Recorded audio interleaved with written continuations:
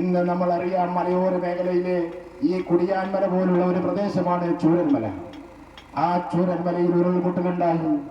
ഒരു രാത്രി വെളുക്കുമ്പോഴേക്കും ഇന്നലെ വരെ എന്നോടൊപ്പം കിടന്നുറങ്ങിയവർ, തന്നോടൊപ്പം കൂടെ ഉണ്ടായിരുന്നവർ, തന്നോട് സംസാരിച്ചവർ പലരെയും കാണാനില്ല.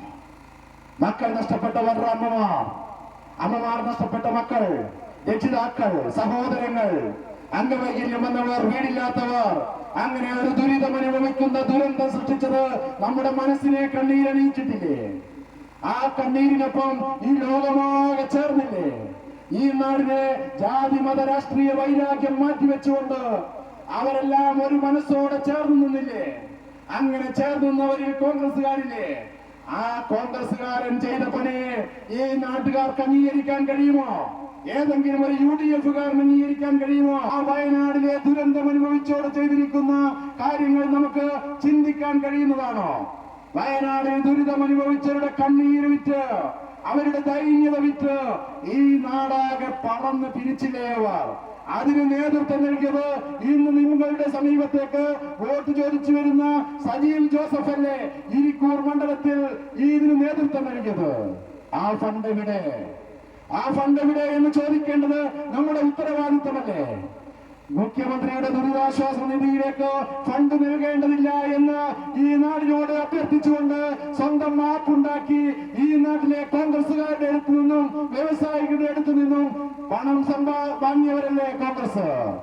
ആ ഫണ്ട് എവിടെ? ആ ഫണ്ട് പിരിക്കാൻ ഉപയോഗിച്ച ആപ്പ് എവിടെ? ആ ഫണ്ട് ഏത് അക്കൗണ്ടിലാണുള്ളത്? ആ ഫണ്ട് കൊണ്ട് നിർമ്മിക്കുമെന്ന് പറഞ്ഞ വീടെവിടെ? കോൺഗ്രസ് പറഞ്ഞ 100 വീടെവിടെ? രാഹുൽ ഗാന്ധി പറഞ്ഞ 100 വീടെവിടെ? യൂത്ത് കോൺഗ്രസ് പറഞ്ഞ 130 വീടെവിടെ? ഇപ്പോൾ ഫണ്ടുമില്ല, ആപ്പുമില്ല, കോപ്പുമില്ല. ജനങ്ങളെ വഞ്ചിച്ച് പണം സമ്പാദിച്ചു. കേരള ഇന്ത്യയാകെ പടർന്നു പന്തലിച്ച ഒരു പ്രസ്ഥാനം, വിവിധ സംസ്ഥാനങ്ങളിൽ ഇപ്പോഴും അധികാരത്തിലിരിക്കുന്ന പ്രസ്ഥാനം, 10,000-കണക്കിന് ലക്ഷക്കണക്കിന് ആളുകൾ അണിനിരക്കുന്ന പ്രസ്ഥാനം. ആ പ്രസ്ഥാനമല്ലേ കോൺഗ്രസ്? അതിന്റെ അണികൾ ലോകമാകെ വ്യാപിച്ചു കിടക്കുന്നില്ലേ? വ്യവസായികളില്ലേ? അങ്ങനെ ഉദ്യോഗസ്ഥന്മാരില്ലേ? ജീവനക്കാരില്ലേ? സമ്പന്നരില്ലേ? സമ്പന്നർക്ക് വേണ്ടി പണിയെടുക്കുന്ന പ്രസ്ഥാനമല്ലേ ആ പ്രസ്ഥാനം? ആ കോൺഗ്രസ് പ്രസ്ഥാനം പിരിച്ചിട്ട് ജനങ്ങളോട് പറയുകയാണ്, ഒരു വെള്ള നോട്ടീസ് പേപ്പറിന്റെ പുറകു വശത്ത് കണക്കെഴുതിയിട്ട് പറയുകയാണ്, 5,43,00,000 ഞങ്ങൾക്ക് പിരിച്ചെടുക്കാൻ സാധിച്ചിട്ടുള്ളത്. അത് വിശ്വസിക്കുന്ന ഏതെങ്കിലും ഒരു കോൺഗ്രസുകാരൻ ഇവിടെയുണ്ടോ?